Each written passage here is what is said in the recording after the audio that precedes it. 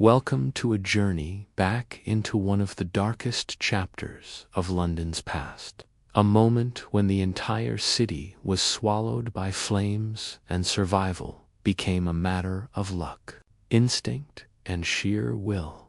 Before we dive into today's story, take a breath and imagine yourself walking through the narrow wooden streets of a time long gone.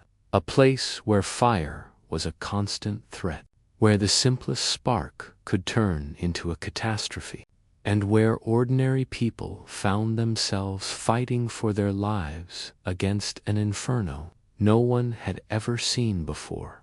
Imagine this.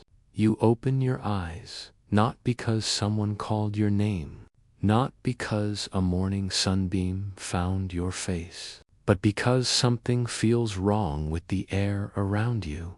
At first, you don't even understand what woke you. Just a faint sting in your throat, a dryness that shouldn't be there. The room is quiet. No footsteps outside, no distant chatter, no rattling wagons rolling over cobblestone. Just an eerie stillness. And while your mind tries to place what feels out of place, you inhale again, deeper this time. And the truth hits you. The air tastes burnt. It's a strange moment where your instincts understand the danger long before your thoughts catch up. You sit up slowly, squinting in the darkness. And there it is, the slightest haze in the room, drifting lazily, barely visible, but unmistakable. Smoke. You rub your eyes, trying to convince yourself it's just your imagination. But the stinging only gets worse. You cough once, then again, and each breath becomes more difficult than the last. You swing your legs off the bed, feet landing on the rough wooden floorboards that creak softly under your weight. You become acutely aware of how warm the room feels. Too warm, not the warmth of a comfortable hearth fire. This is the warmth of a house beginning to breathe heat that doesn't belong inside it.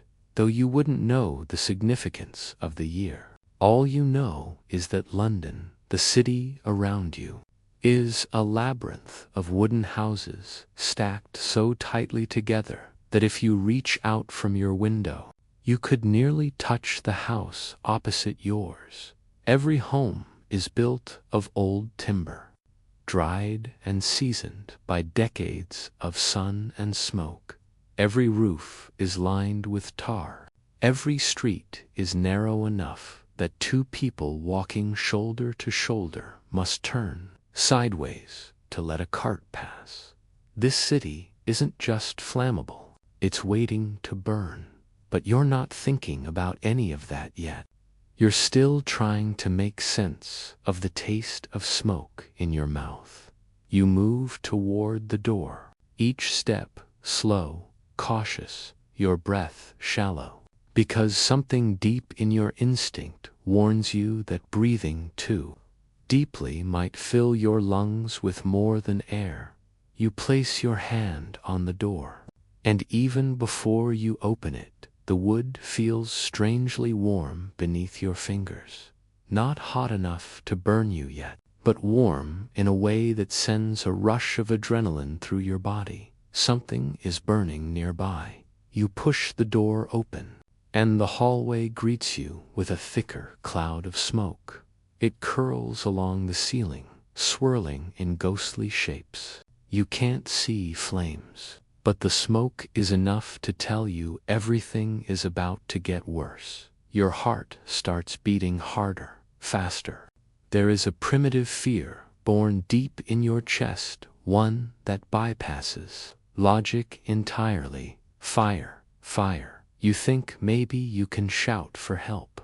Maybe someone already knows. But when you open your mouth to call out, your voice cracks and only a hoarse sound escapes. The smoke has dried your throat, burned the inside of your nose, and clouded your mind.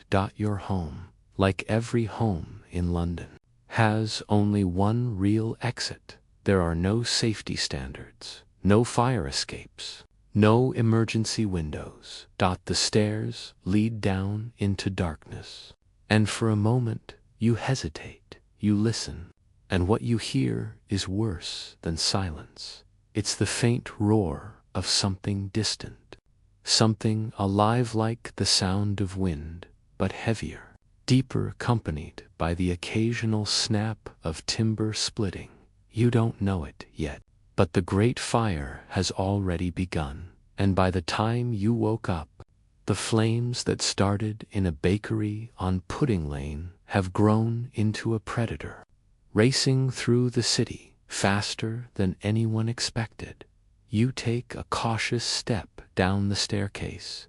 The floorboards creak loudly beneath your weight. The warm air drifting upward feels like someone opened an oven door below you. Every instinct is screaming for you to get out.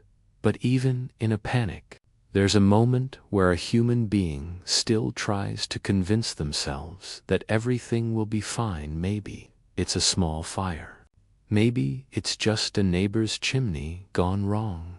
Maybe someone is already putting it out, but deep down, you already know the truth. You reach the bottom of the stairs, and the smoke is thicker now.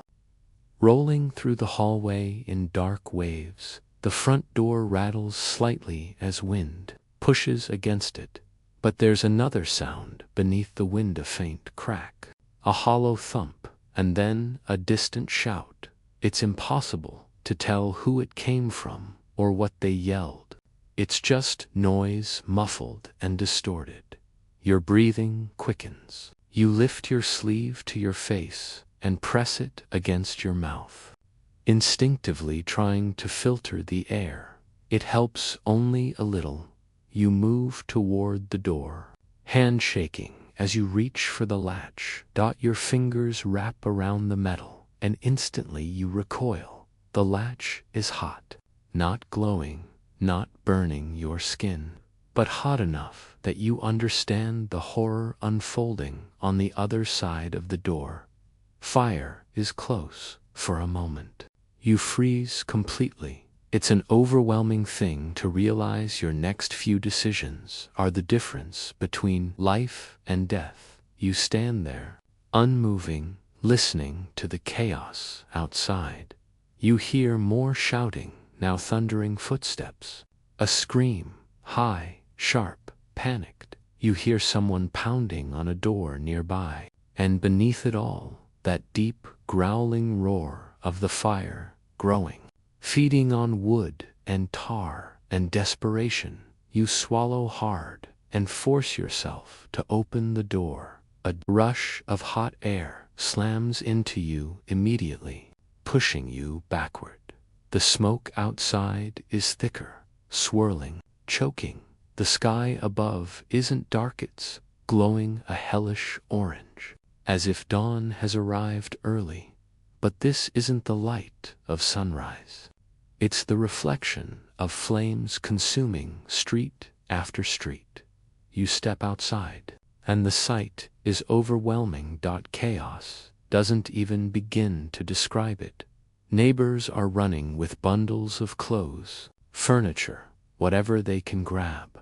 A woman is dragging a child by the arm, both coughing as they stumble forward. A man is frantically trying to load crates into a cart while shouting at his horse to move. The animal is panicked, rearing back, eyes wide with terror.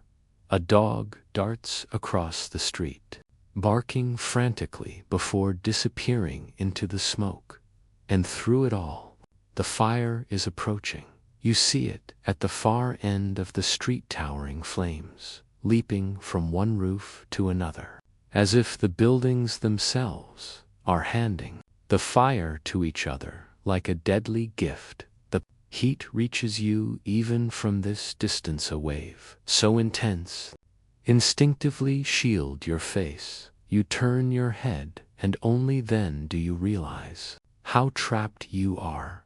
The streets are too narrow, the buildings too close. There's no fire brigade coming to help, trained, Firefighters don't exist. There are no water hoses, no fire trucks, no hydrants. All people have are leather buckets, weak water pumps, and pure desperation. And the fire is moving faster than they ever could. You step out farther into the street and immediately see why escape is nearly impossible. Crowds are pushing in every direction, shouting, stumbling, carrying what they can. The smoke is thick enough to burn your eyes and blind your vision. Carts clog the narrow road. People trip over debris. Wooden beams crash from rooftops. Sparks rain down from above. Embers dance through the air like fireflies of death. Someone bumps into you hard, knocking you to the side. You nearly fall, but catch yourself against a wall. Your hand brushes the wooden boards of the house, and they feel warm. Too warm. The fire hasn't reached this part of the street yet, but it will soon. You can feel it coming. You try to think, but your brain is clouded by smoke and panic. You know the River Thames is the only real escape route, and you turn instinctively in that direction. But the moment you try to take a step, a crowd surges past you, blocking your path completely. People are screaming, pushing, shoving. Someone falls to the ground and is trampled before anyone notices. It's in this moment, choking on the smoke, trapped in the crowd, surrounded by chaos, hearing the fire roar closer with every passing second, that the truth settles heavily on your shoulders. This city is a death trap. You are born in a century where safety doesn't exist. Emergencies aren't planned for, and a single spark can become your executioner. Thousands of homes are packed so tightly together that once the fire starts, escape becomes almost a matter of luck. You cough again, harder this time. Your eyes water. You press your sleeve tighter to your face. But the fabric is already soaked with smoke. The air feels thick, heavy, suffocating. You try to breathe deeper, and your lungs burn. The heat around you intensifies. A shower of sparks lands at your feet, tiny. Orange flecks that glow for a moment before fading, but the message they deliver is clear. The fire is closer now. You turn, desperate to find any open space, any path that isn't crowded, but every direction is blocked.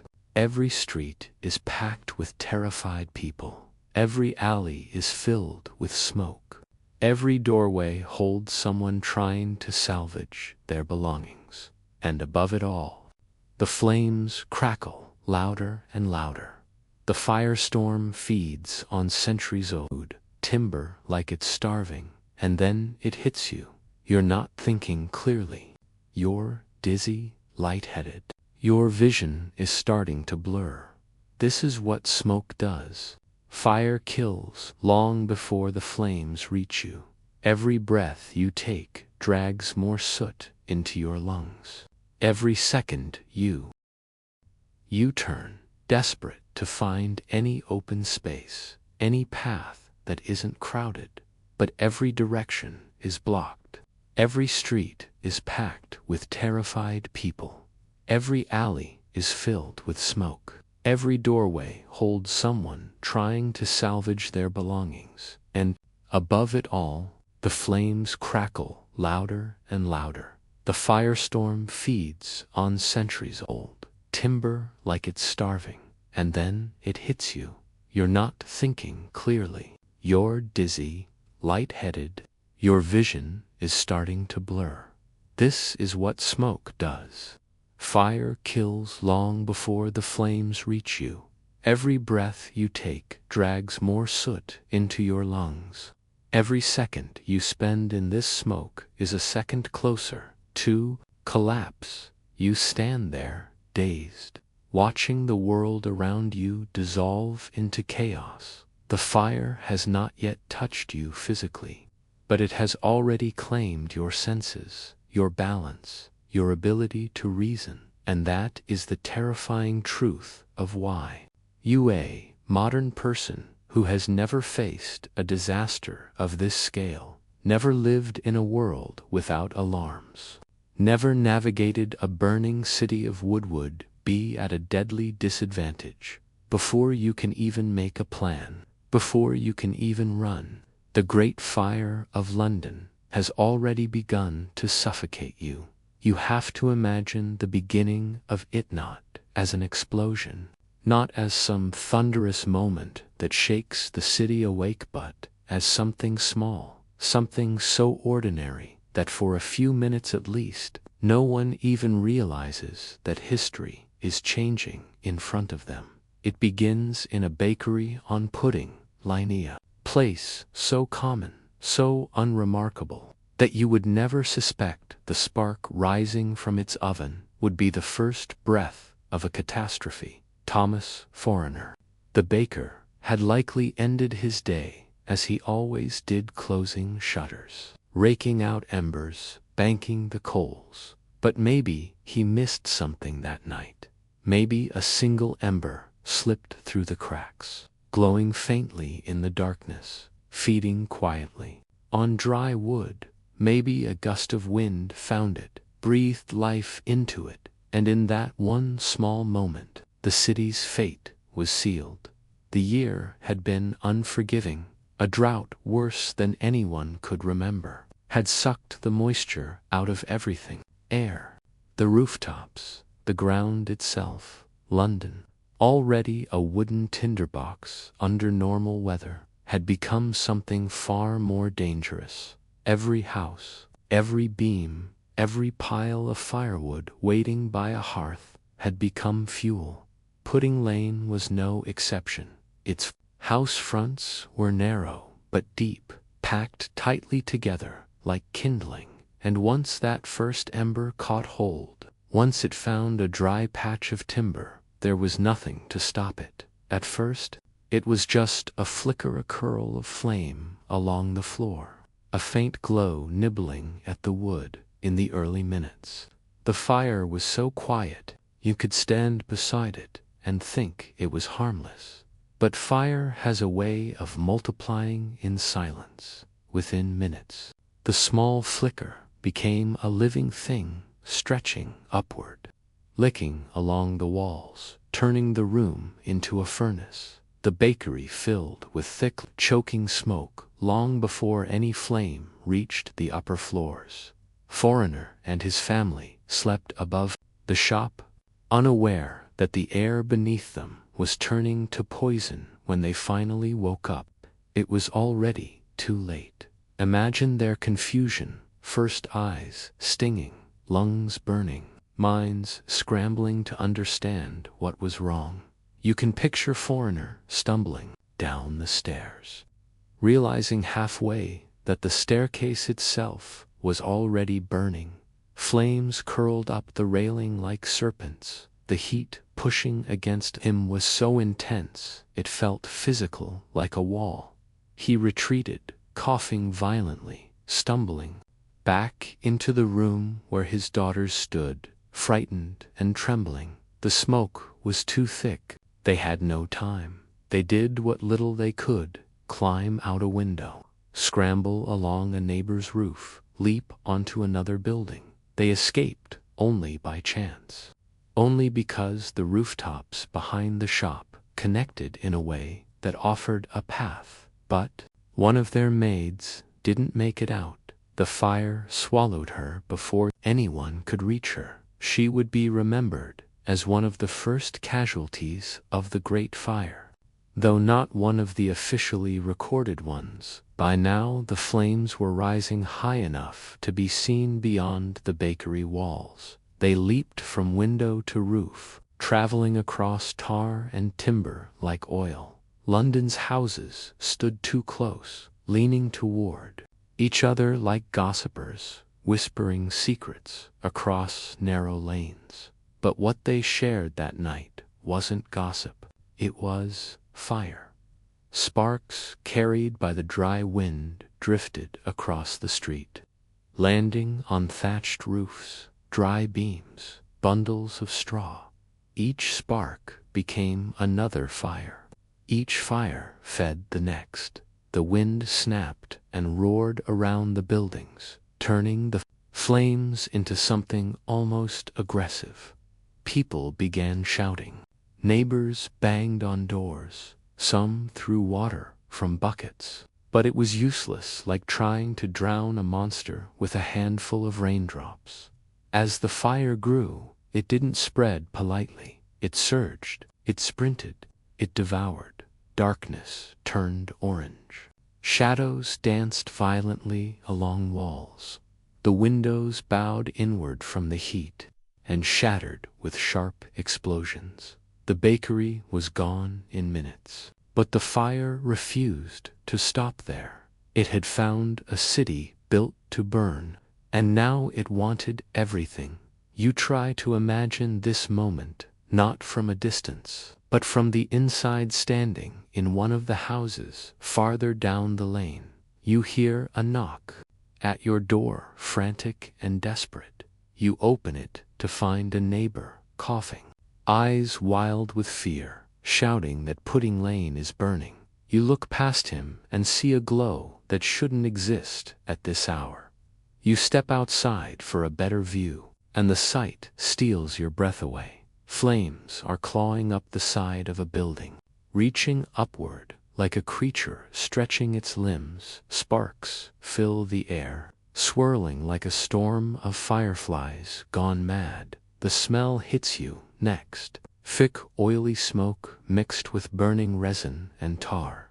It's a smell no one forgets. You slam your door shut, heart racing, and rush inside to grab whatever you can. But what is worth saving? A few coins, clothing, a family heirloom.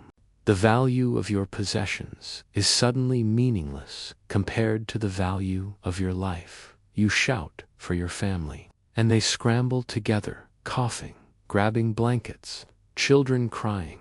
There is no time for orderly urgency. Meanwhile, the fire continues its merciless march. The houses beside the bakery collapse inward, their beams snapping like bones. The fire leaps across Pudding Lane and into Fish Street Hill. The wind, whipping between the narrow streets, acts like a bellows, pushing the flames faster, harder. Sparks land on a nearby warehouse, packed with dry goods, things that burn quickly, fiercely. The warehouse becomes an inferno almost instantly. Then the fire finds the riverside wharves, where rope, pitch, and timber are stored in abundance. Once the fire hits those stores, it erupts with such violence that people blocks away can feel the heat. Fire illuminates the night so brightly that some mistake it for dawn. But it's a false dawn, a deadly one. As people rush into the streets, their confusion only grows. Some don't even know what direction the fire is coming from. Smoke is so thick in places that you can't see more than a few steps ahead. Men shout to one another, trying to form bucket lines to slow the fire. But the water pumps they have are weak and barely functional. The river is too far for many, and even if you reach it, the buckets you carry will do nothing against a fire now towering over the rooftops, spitting sparks across entire streets. You might think someone would take charge, city official, a sheriff, someone with authority, but the reality is far bleaker. London has no organized fire service, no command structure, no trained responders. The responsibility falls on ordinary citizens who have never faced a fire of this magnitude. Their fear is real. Their panic spreads faster than the flames. Some try to save their homes, desperately throwing water against walls that are already too hot to touch. Others abandon everything, and run without looking back. Imagine being one of them, trying to fill a bucket with water from a nearby well. Hands trembling, heart pounding, you toss the water toward your home, but the heat pushes it back like steam. The wood hisses angrily as the water hits it, but the flames don't even flicker. They roar louder, higher. You step back, shielding your face from the heat, and realize you've already lost the battle. The house you lived in, the place you raised your children, the rooms filled with memories, everything is moments away from becoming ash. People begin shouting to tear down houses near the fire, to create fire breaks. It's an old method, primitive, but sometimes effective. Destroy some homes so the fire has nothing left to burn. But most homeowners refuse. Their houses are their lives, their wealth, their future. Telling a family to tear down their home before the flames reach, it feels like asking them to destroy a part of themselves. Many refuse, many argue, many assume the fire will never reach them. But the fire does not care. It grows, fed by stubbornness and fear, and leaps over their protest like it leaps over streets. The fire climbs onto roofs, runs along rafters, and jumps from building to building with terrifying ease. Within an hour, dozens of homes are burning. Within 2 hours, hundreds. You hear the fire long before you feel it. It isn't a gentle crackle anymore. It's a roar, deep, growling, relentless roar, like a creature, breathing, feeding, expanding. Windows collapse one by one in explosions of glass. Chimneys crash onto roofs. Horses scream in their stables. People push against each other in narrow lanes, coughing, crying, desperate to break free of the chaos. The fire reflects in their wide, terrified eyes as the flames surge higher. Pillars of smoke rise and twist into the night sky. Embers drift upward, carried on the wind, forming a glowing river in the darkness. The air becomes almost too hot to breathe. People cover their mouths with cloth, but it mouths with cloth, but it barely helps. Children cling to their parents. Elderly men struggle to keep pace. Pregnant women are assisted by strangers who can barely stand themselves. All of them moving, all of them terrified, all of them realizing the fire is no longer a disaster. It is a force. By the time dawn truly arrives, the damage is already unimaginable. But dawn brings no hope, only the horrifying clarity of daylight, revealing just how far the fire has spread. Rows of houses reduced to black skeletons. Smoke drifting through entire districts. Families huddled on the ground, clutching what few possessions they managed to save. And this is only the beginning. The fire that started from a single ember in a quiet bakery has become something unstoppable, monstrous. A modern mind dropped into this moment would stand frozen not only from fear, but from disbelief. How could a city of thousands be left to burn without help? How could one fire consume so much so quickly? How could anything so devastating begin so small? But that is the truth of this moment. A tiny spark found a city ready to burn in you. Standing in the middle of Pudding Lane or Fish Street Hill or along the wharves would be powerless against it. You would not recognize the signs early enough. You would not escape quickly enough. And even if you tried, the fire would outrun you with ease, because London didn't just burn. It was built to burn. You step outside and instantly understand why escape is not a simple choice, but a near impossible miracle. The moment the door swings open, chaos swallows you. It isn't the kind of chaos you imagine from movies or dramatic retellings. It's the kind raw, unfiltered living panic that spreads through the air as quickly as the smoke does.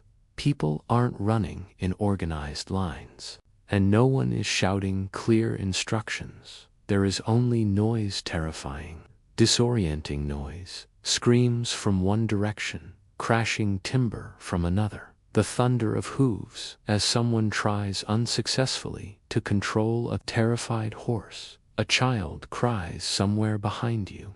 Someone shouts your name, more maybe they're shouting someone else's. You can't tell.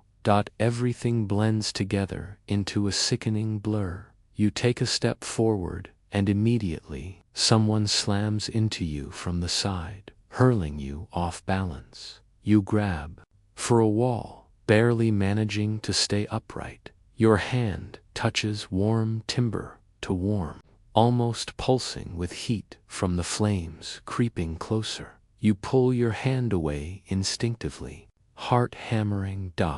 Every breath drags smoke into your lungs. The air tastes like ash and tar, bitter and heavy. You cough hard, the kind of cough that feels like it's scraping the inside of your throat, raw. You try to look down the street, searching for a clear path, but the smoke hangs low and thick, turning everything into a shifting blur. The flames at the far end of the street make the haze glow an unnatural orange, as if the air itself is catching fire.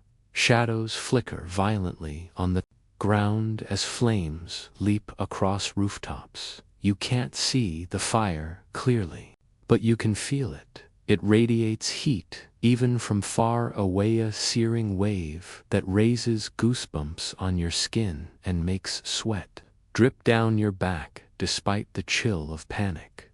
The road is narrow, impossibly narrow. It feels more like an enclosed tunnel than a street. The buildings lean inward, overhead like crooked teeth. If two people try to squeeze past each other, one must turn sideways. Now imagine dozens, all desperate, all terrified, all pushing and shoving through a space barely wide enough for a cart. You try to move with them, but every step feels like a battle. People are tripping, stumbling, grabbing whatever or whoever they can to stay upright. A woman clutches a bundle of blankets against her chest, sobbing as she tries to shield her infant from the falling embers. A man drags a wooden chest behind him, refusing to let go of whatever valuables he believes he can save. Another man yells at him, telling him to drop it and run. They argue in the middle of the street while the fire creeps closer. Their fear turns to anger, their anger to shouting, their shouting to shoving.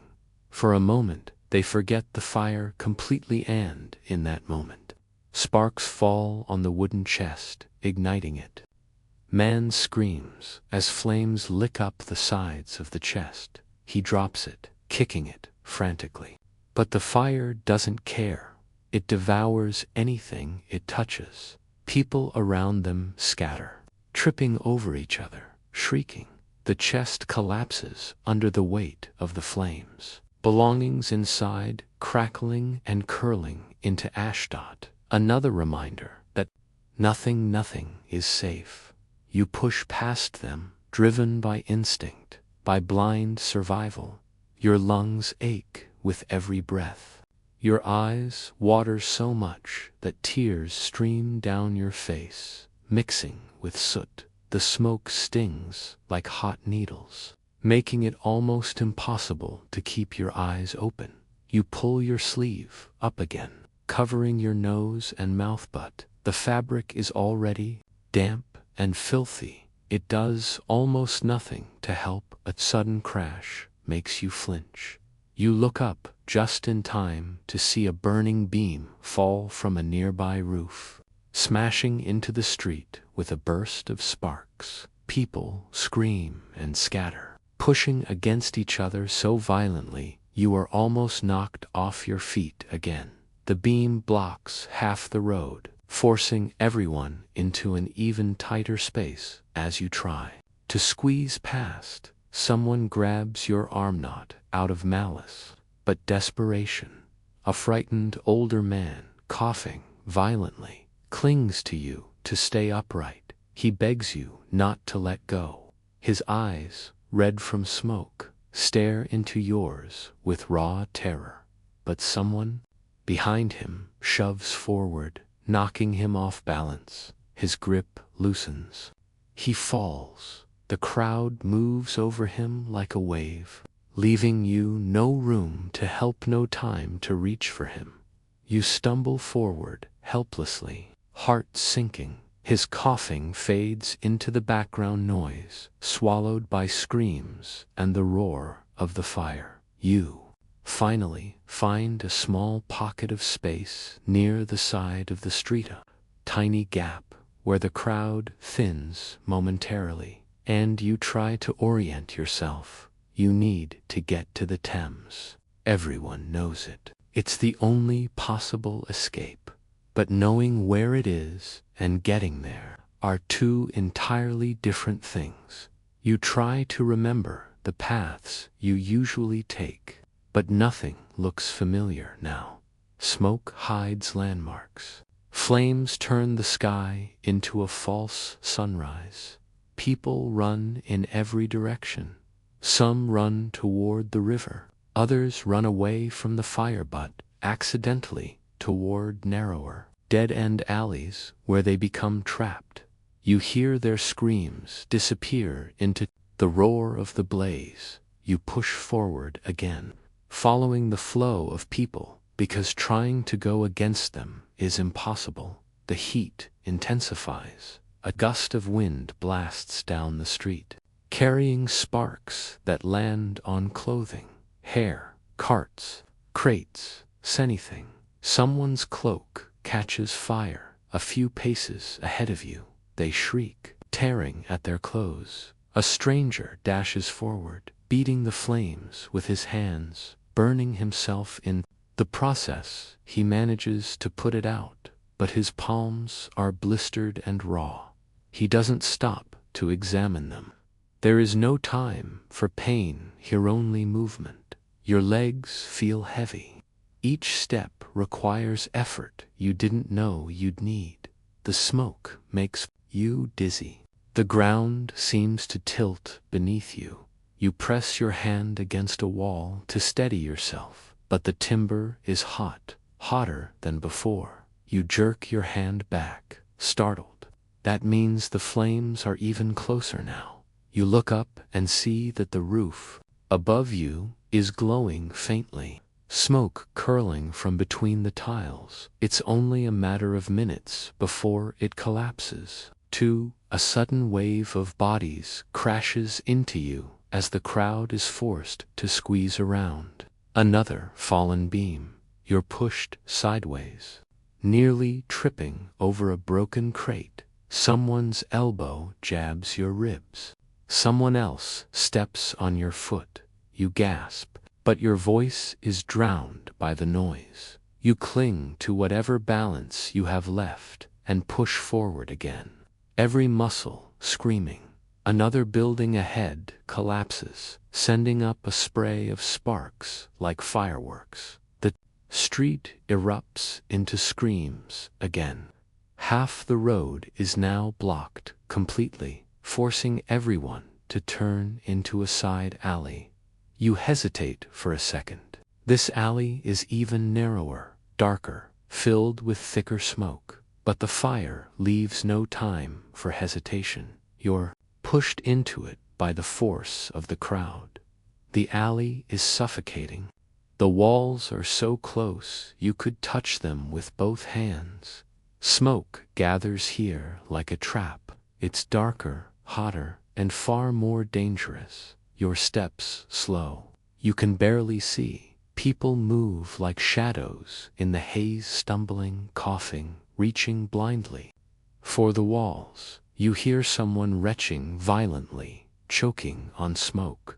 A child screams for their mother. You hear the mother's answer, but her voice is hoarse, desperate, fading. Then the alley bends sharply, and for a second you lose your footing. Sliding on debris scattered across the cobblestones, you catch yourself, but your knees buckle. You nearly fall. Someone behind you bumps into your back, and you're forced forward again. You try to check if there's any clear path ahead, but the smoke is so dense it feels like you're walking through a fog made of fire. You feel panic rising in your chest, the kind that tightens your throat, the kind that steals your breath away, the kind that whispers that you won't make it out, that this alley, this street, this city is the last place you'll ever see. You squeeze your eyes shut for a moment, trying to fight the dizziness, trying to breathe as shallowly as possible, but each breath still burns. You don't realize you're shaking until your hands tremble against your chest. Your thoughts blur together. The heat isn't just around you, suffocating you. From within, the smoke presses against your lungs like wet sand. Every inhale feels like swallowing fire. You push on, those because stopping means dying. Finally, the alley widens again, spilling you back into another street, though still far too narrow for comfort. The air here is marginally clearer enough for you to see the mass of people all heading in the same direction, toward the river, toward some semblance of hope. But hope is a luxury that the fire does not grant easily. You hear the flames again, echoing between the buildings, like a chorus of roaring beasts. You look back and see the glow intensifying in the alley you just escaped from. Flames flicker against the walls, climbing hungrily. They're coming fast, too fast. The crowd surges forward, and you go with them. You trip once, stumble twice, catch yourself on a stranger's shoulder. The stranger doesn't even look at you. He's focused entirely ahead on survival. You are to another. Crash. Another house falls. A shower of sparks rains down. People scream again. Someone's hair catches fire. Someone else tries to put it out. A man drags his elderly mother, who can barely walk. A woman pushes her cart with shaking arms until it tips over and spills everything she owns onto the ground. She doesn't even try to pick it up. She just keeps moving. You realize something awful in that moment. The fire is not just chasing you, it's herding you through streets so crowded and chaotic that movement becomes nearly impossible. And every second that passes, every step you take, the flames come closer. The air grows hotter. The smoke grows thicker. The panic grows heavier.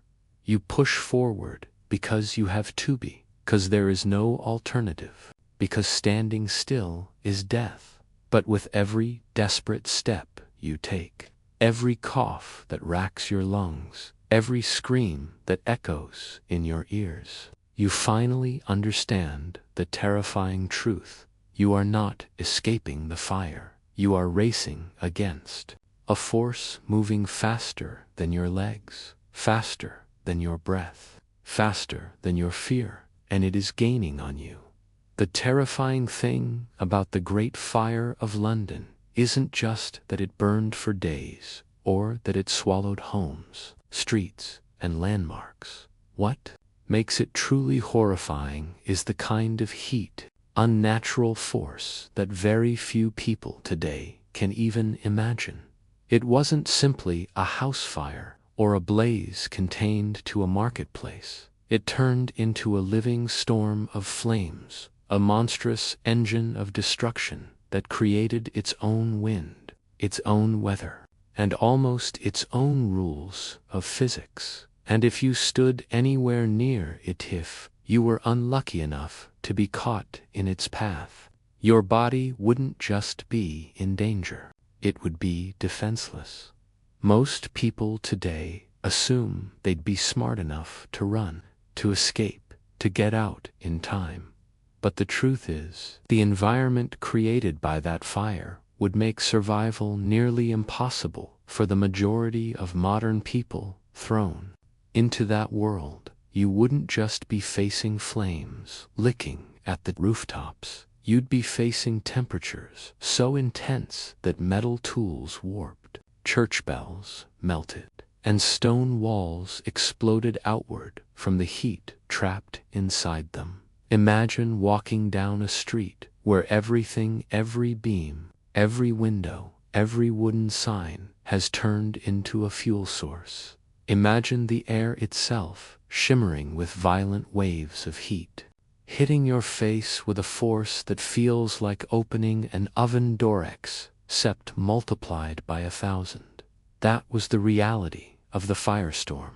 To understand how lethal that heat truly was, you have to picture the construction of London at that time. Nearly every home was built from wood-old, dry, smoke-hardened timber that had been seasoning for decades, even centuries. The buildings were tall, leaning inward toward the streets, as if trying to touch each other across the narrow passageways. This created enormous chimneys of airflow, tunnels that shot wind upward and pulled flames through the city like a hungry creature. Once the fire built momentum, it didn't burn gently or gradually. It roared, growing hotter and faster every hour. It created a temperature gradient so intense that standing within a few dozen feet could scorch your skin. Now, imagine you, a modern person, stepping into that world. You might think you could outrun it. You might imagine weaving through the streets or ducking into alleyways, covering your mouth with cloth to avoid smoke. But the fire of that era didn't behave like any fire you've ever seen. It was so hot and so powerful that it defied expectation, consumed hope, and turned the very streets into corridors of flame. It began creating its own wind currents. Great gusts of hot air pulled toward the center of the blaze, feeding the flames with more oxygen. When the wind rushed into the fire, it supercharged the flames. When it blew outward, it hurled burning debris across rooftops and streets. You wouldn't be fleeing from a campfire. You'd be running from a phenomenon that acted more like a flaming tornado if you stepped outside a burning home. The first thing you'd feel wouldn't even be the flames. It would be the heat punching you in the face, stinging your eyes, blistering your skin before you even reached the nearest corner. Your body is not used to this kind of exposure. Modern people rarely encounter open flames outside of controlled environments, but in that London, the fire wasn't just something you looked at from a distance. It crushed itself into the streets, flooding them with superheated air that could sear lungs in seconds. Breathing in that environment would feel like inhaling fire. Your throat would scream, your chest would seize, and the instinctive gasp your body takes when it panics would draw even more scorching air inside. The buildings around you wouldn't simply burn, they would erupt. The tar used to waterproof timbered homes, the oil stored in kitchens, the pitch applied to ships and docks, the countless candles and lanterns, everything was fuel. Roofs would collapse without warning, throwing flaming shards onto the road. Windows would burst outward from the pressure, spraying heated glass like tiny blades.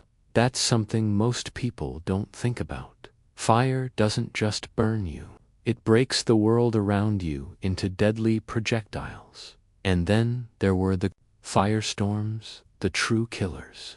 As the blaze expanded, it sent columns of heat upward so violently that the rushing air created a kind of vacuum.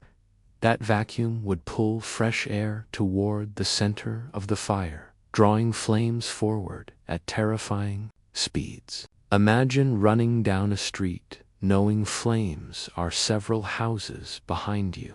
Then suddenly a roaring wind pushes past you, rushing toward the fire. Within seconds, the flames leap forward, carried on the wind like they have wings.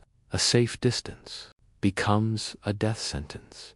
You turn to run again, your body screaming for air, your lungs burning with every breath, your skin feeling like it's being roasted even without touching the fire. There is no training, no instinct, no modern experience that would truly prepare you for that kind of heat. The ground itself would become hot enough to scorch your feet through leather shoes. People reported that the soles of their boots melted. And if leather melted, imagine what that environment would do to bare hands, exposed skin, or unprotected eyes. Tears would evaporate before they could fall, leaving your vision dry and blurry. You'd be stumbling, unable to see clearly through the shimmering heat or the smoke swirling around you. Every second spent outside would feel like a punishment, like standing too close to the sun. And remember, this fire didn't stay still. It didn't burn a single building at a time. It leaped from structure to structure, fed by the wind that funneled itself through London's tightly packed streets. Entire neighborhoods became engulfed in minutes. The fire was moving faster than people could run, faster than carts could be pulled, faster than anyone could react. You couldn't simply outrun it because the fire wasn't spreading in one direction. It was exploding outward in every direction. A gust of wind could change everything in a heartbeat. Imagine turning a corner thinking you found a clear path, only to see the entire street already glowing orange flames pouring out of windows, crawling across rooftops, falling like fiery rain onto the cobblestones. The heat radiating from that direction would push you back instinctively, like an invisible wall. But going backward wouldn't help either, because the fire would already be closing in behind you. You'd feel trapped, surrounded by heat so intense that your skin prickles with blisters, just being exposed for a moment. And the worst part, the fire didn't stay at ground level. It climbed upward, devouring the upper floors first, then collapsing downward. When those floors collapsed, they sent waves of sparks and embers across long distances. A street that looked safe one minute could become a blazing inferno the next. A rooftop that seemed untouched could suddenly dip, crack, and send burning debris raining into the crowd. You wouldn't have time to think. You wouldn't have time to decide. Your entire body would be reacting on instinct, fight or flight, mostly flight, but with nowhere safe to go. Many people who tried to escape found themselves trapped between walls of heat. They would run forward only to be pushed back by the intensity of the air. Even standing near the fire without touching it would cause severe burns. Your skin is not meant to withstand temperatures of hundreds of degrees radiating from all sides. So even if the flames didn't touch you, the heat could kill you. That's what most people underestimate. Heat alone can be a deadly force. Fires in modern times rarely give you the chance to get close, and they are fought with hoses, equipment, and protective gear. But in that era, there was nothing. No shields, no gear, no water pumps strong enough to matter, just buckets, fire, hooks, and desperation. Imagine holding your hands over your face, trying to block the heat, your skin burning through your sleeves. Imagine turning your head away instinctively because the air feels like it's flaying you alive. In some cases, the fire grew so intense that people's clothing ignited simply from being too close. Fabric caught fire without touching flames. Hair singed, eyebrows curled, and the panic that followed made everything worse. People stumbled, they tripped, they collided with each other in the smoke-filled streets. And every second lost meant the fire gained more ground. Even the air wasn't safe. As the firestorm raged, it pulled up burning debris and embers, launching them into the sky and dropping them far ahead of the main blaze. Tiny glowing sparks, swirling through the air like fireflies, could land on your hair, your clothing, your sleeves, igniting them before you even realized what was happening. You'd be beating at your own body, trying to put out small flames while still running for your life. You wouldn't see these sparks coming. You'd only feel the sudden, sharp pain of heat somewhere on your skin. And if you inhaled at the wrong moment, the heat inside your throat could cause it to swell shut. The flames didn't even have to touch you to kill you. A few breaths of superheated air could be enough to collapse your lungs or seize your airway. That's what made the fire so terrifying. Survival wasn't about staying ahead of the flames. It was about enduring an atmosphere that was actively trying to destroy you. Buildings that had stood for centuries surrendered within minutes. St. Paul's Cathedral, with its huge stone structure, burned with such intensity that even the stones cracked and exploded. When the lead roof melted, molten metal flowed like a river, running through the streets and setting new fires in its wake. If stone and metal couldn't withstand the heat, what chance would your body have? You would be sweating violently, but the sweat would evaporate instantly.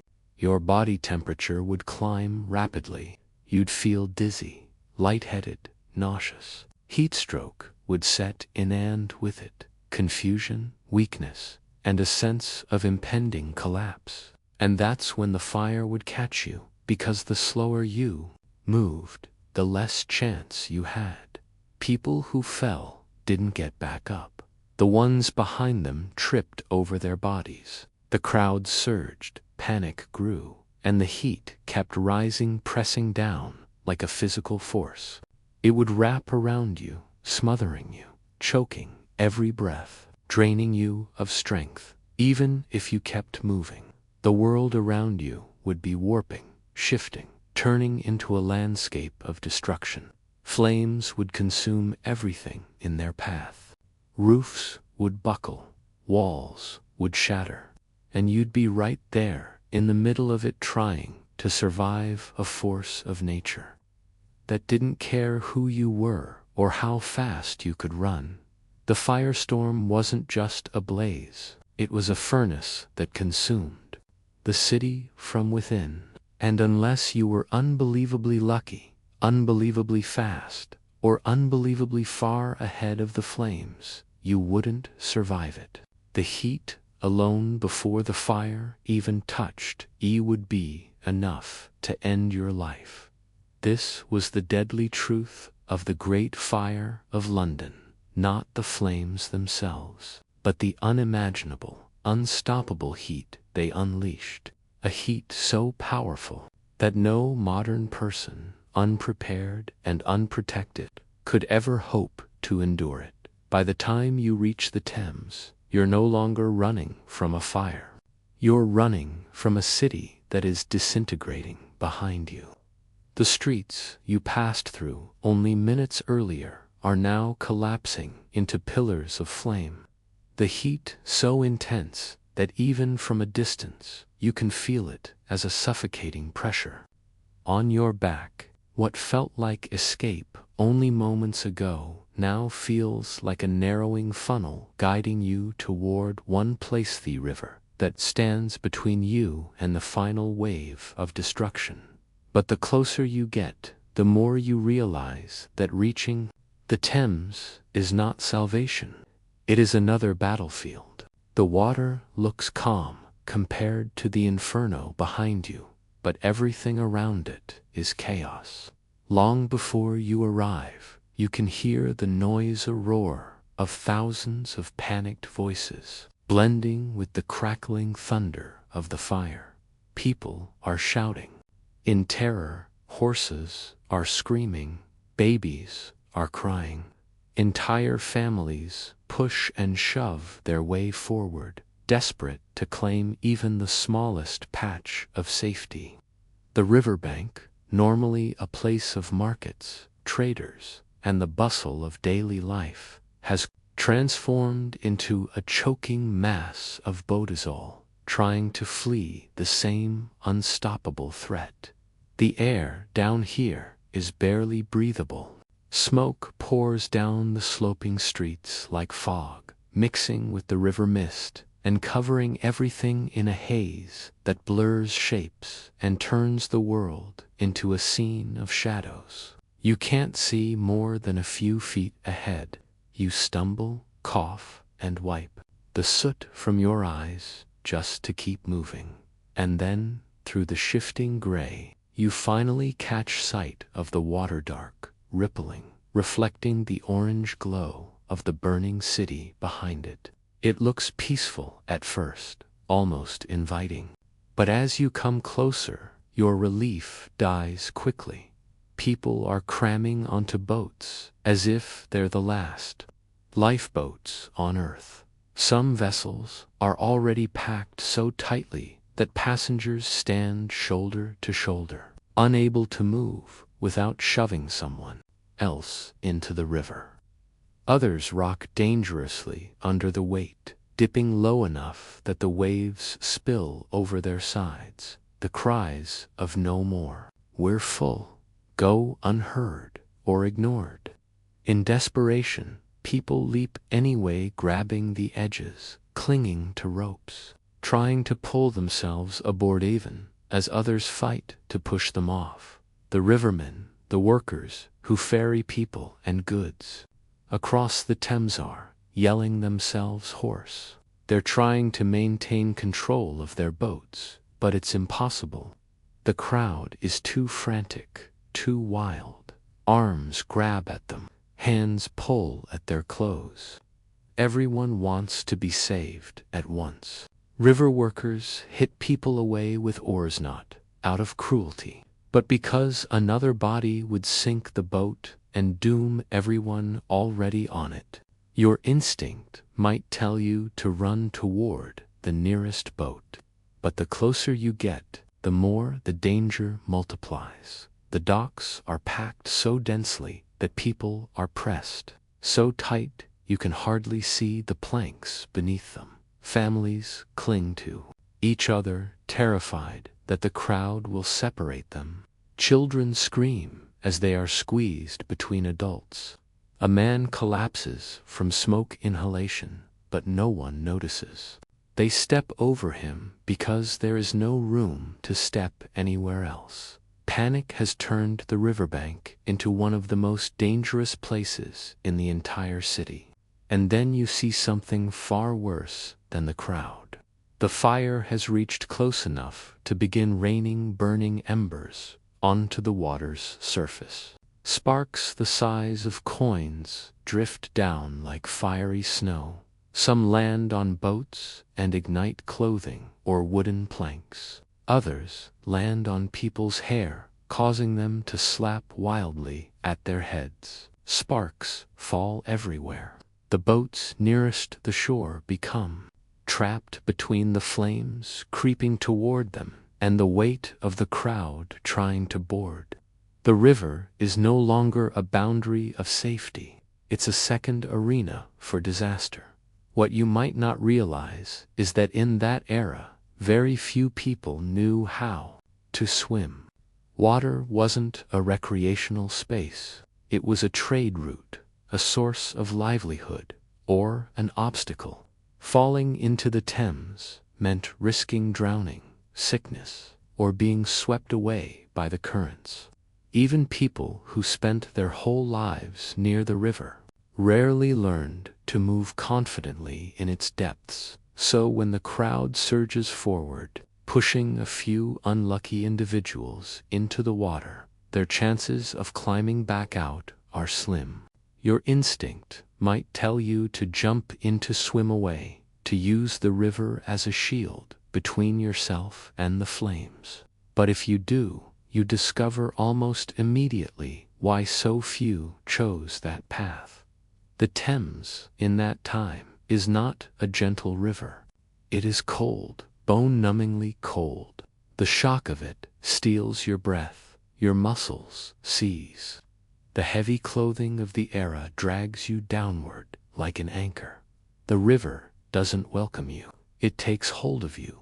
If you can't swim, and if you're a modern person thrown into the past, you're still burdened by the weight of unfamiliar clothing. You will sink before you can scream. And even if you can swim, the panic around you will crush your chances. People fall in beside you, thrashing. Wildly, they grab at you, desperate for anything to hold on to. Arms wrap around your shoulders. Fingers claw at your clothes. People who can't swim instinctively pull others down with them. It's not intentional, it's survival instinct, and it is deadly. On the shore, boats continue to overload. The sound of creaking wood grows louder. A small ferry dips low, its sides nearly touching the water. You watch in horror as a group of people try to climb on board, even as the ferryman screams for them to stop. But they don't. They can't. And then, with a sudden lurch, the boat tilts to one side. The people on board scream. The overloaded vessel flips, spilling everyone into the dark water. Their cries echo across the river. The ferryman tries to right the boat, but it's pointless. People flail in the current, dragged away by the tide, weighed down by their own panic. Even the boats that remain upright are in danger. They try to row away from the shore, away from the flames, but the river is clogged, not just with people, but with debris from the burning city. Charred bits of wood float past, pieces of roofing, ash, sometimes whole chunks of buildings, into the water with explosive splashes. A burning roof beam crashes into the river near one. A burning roof beam crashes into the river near one overloaded boat, sending waves that rock it dangerously. The passengers scream again. Some cover their heads, others pray. And yet, even amid this chaos, more people keep coming. The fire is pushing them forward like a living tide.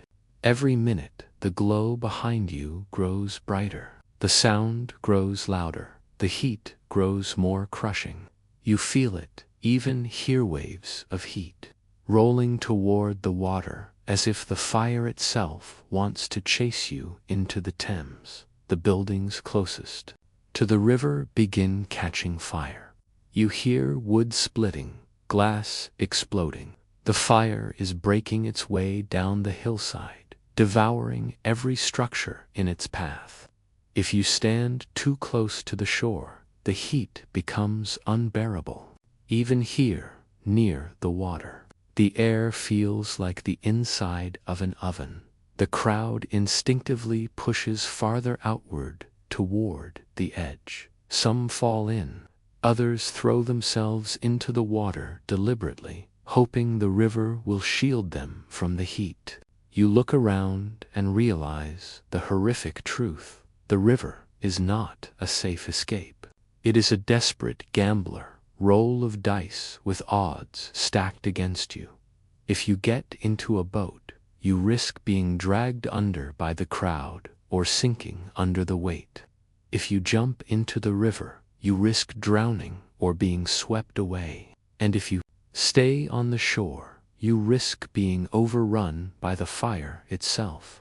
Some people try creative solutions. They grab floating debris barrels, crates, wooden planks and attempt to use them as makeshift rafts. But the current is strong, and the river is filled with obstacles. Some cling to their homemade rafts, only to be slammed into by drifting piles of burning wreckage. Others try to paddle with their hands, only to be caught in eddies that spin them helplessly. You see families torn apart in the confusion. A mother lifts her child onto a boat, but the crowd surges and pushes her backward. The boat pulls away. The child screams for her, arms outstretched. The mother sobs, but can't reach him. Others climb aboard without their spouses or parents.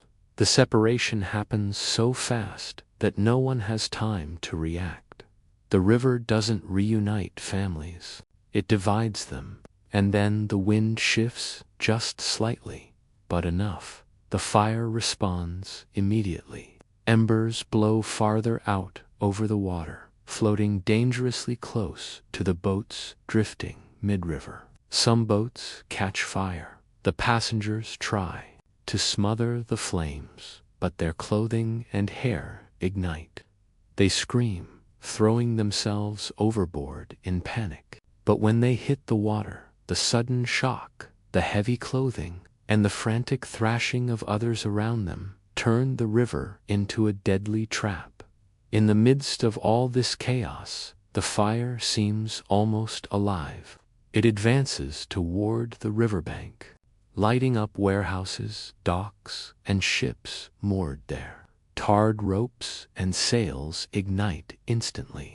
One large ship, its mast rising high above the river, catches fire from the embers raining down.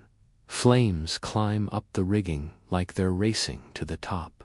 Soon, the entire vessel is burning, its hull glowing like molten metal, the heat coming off. It is so intense that people on the nearest boats are forced to row a waven if they aren't ready. And as the ship burns, it breaks free of its moorings and begins to drift, carried by the tide. The burning ship becomes a floating inferno, slowly moving down the river, as if hunting for more fuel. Boats scramble to get out of its way. Some succeed, others don't. The burning ship sideswipes a smaller vessel, tipping it over and sending its passengers into the water. Flames leap from the ship onto the smaller boat, igniting whatever floats. You watch helplessly as the river becomes a line of fire. All the while, the fire behind you continues spreading. You feel the heat intensifying even though you're at the water's edge. The roar of the flames becomes deafening, like a giant beast breathing down your neck. People shriek as buildings near the river collapse, sending showers of sparks into the crowd. You smell burning hair. You hear the sound of clothing catching fire. The screams blend together until they no longer sound human. You realize something terrible. There is no perfect choice. Every path is dangerous. Every option could kill you. The river is only a temporary refuge, one that offers as much peril as protection. If you risk the river, you face drowning, hypothermia, debris, burning ships, and desperate crowds. If you try to stay on the shore, you face the encroaching flames, collapsing buildings, and suffocating smoke. And even if you escape the immediate fire, the aftermath offers no comfort. The riverbank is choking with refugees, thousands of people who have lost everything and have nowhere to go. The fire may not kill you, but hunger, exposure, or disease might. looking at the river, you understand why the Great Fire of London was so terrifying, not because it destroyed buildings, not because it reshaped the city, but because when the flames pushed people to the Thames, the river did not become a sanctuary. It became the edge of a cliff, a place where survival depended on luck, timing, and an almost impossible level of calm amid chaos. It became a mirror, reflecting the desperation of a city that could no longer protect its own people. The Thames may have looked like hope, but in reality, it was one of the most dangerous places to be during the Great Fire, a place where safety slipped through your fingers as easily as water, a place where even the river itself seemed to tremble under the glow of the burning city, a place where survival was a gamble most people were never meant to win. The Great Fire of London had raged for days. What began as a spark in Pudding Lane had transformed into a storm of fire that swallowed everything in its pathhouses, churches, markets, entire neighborhoods that once pulsed with life.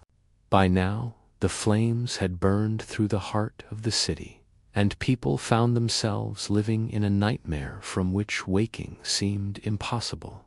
When we imagine surviving a disaster, we tend to picture a dramatic escape, a heroic run-through the flames, but the truth, the cold, harsh truth, is that the fire was only the beginning.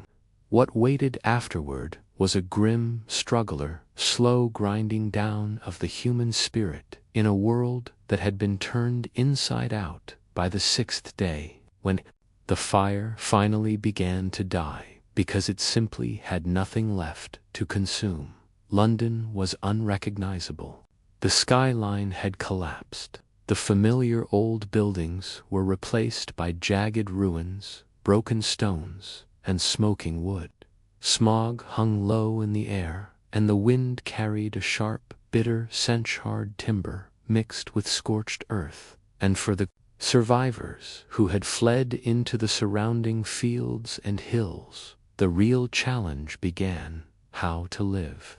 Imagine yourself among these thousands. You have no home, no possessions beyond what you managed to carry on your back, maybe a bundle of clothes, maybe a few coins, maybe nothing at all.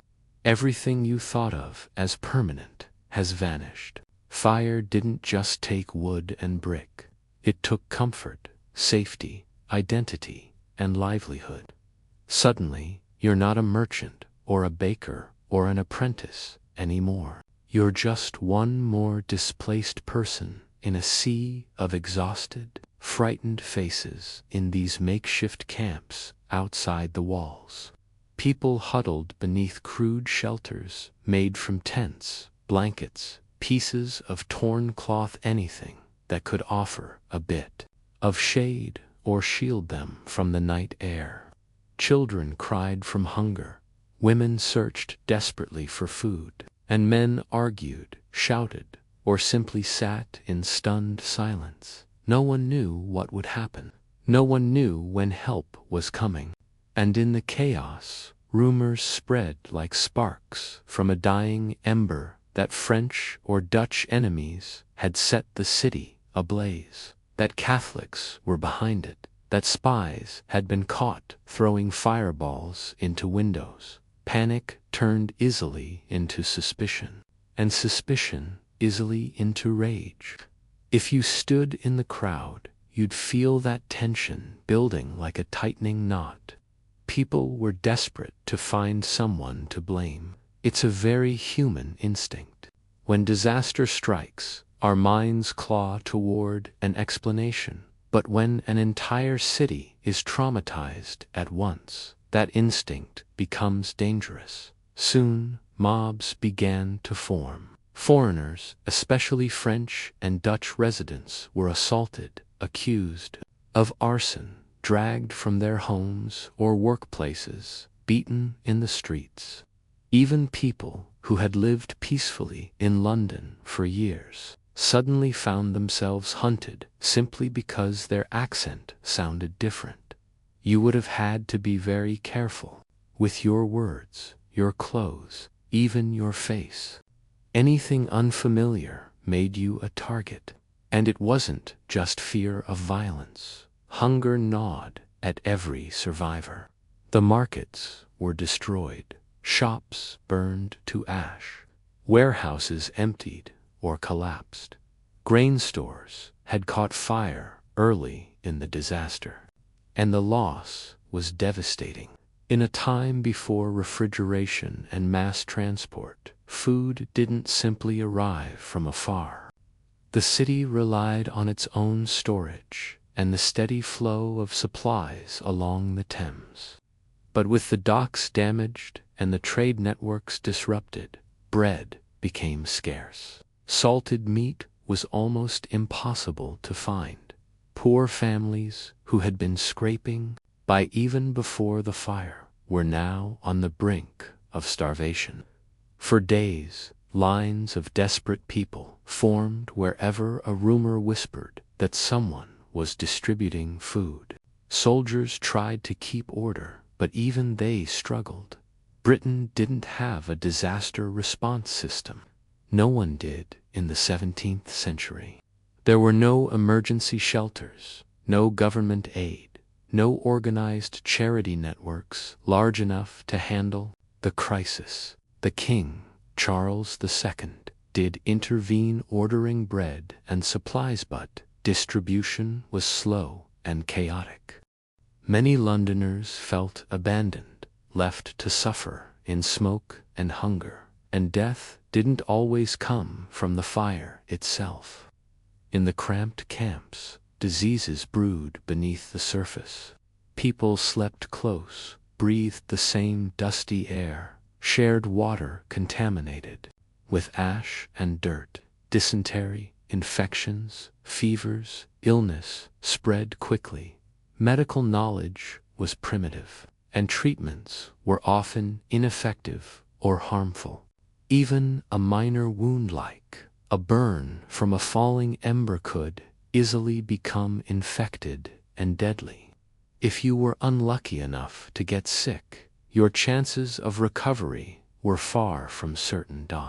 As days passed, people ventured back into the city, stepping carefully through rubble and twisted metal, past smoking timbers still warm to the touch. Some were searching for loved ones, others for any sign of salvageable goods, but most went to confront the reality of their losses. Imagine walking toward the place where your home once stood. The familiar street layout is gone. Landmarks you relied on, church towers, market arches, signposts are reduced to stumps or piles of stones. It feels like wandering through a graves are not for people, they are for an entire way of life. Survivors roamed through the remains, sifting through debris for anything recognizably: a pot, a spoon, a piece of jewelry, a family Bible. In many cases, all they found were fragments charred beyond use. People who had saved for years, who had built a small but stable life, were suddenly stripped of everything. And because fire insurance didn't yet exist, there was no compensation. If your shop burned down, that was simply the end of your business. If you were a laborer and your tools had melted into lumps of metal, you had nothing to work with. Unemployment skyrocketed instantly, not because business was slow, but because the businesses themselves were gone. Even the social order felt threatened. London had rigid class divisions, but disaster tends to flatten society in uncomfortable ways. The poor mingled with the wealthy in the camps, and tensions simmered.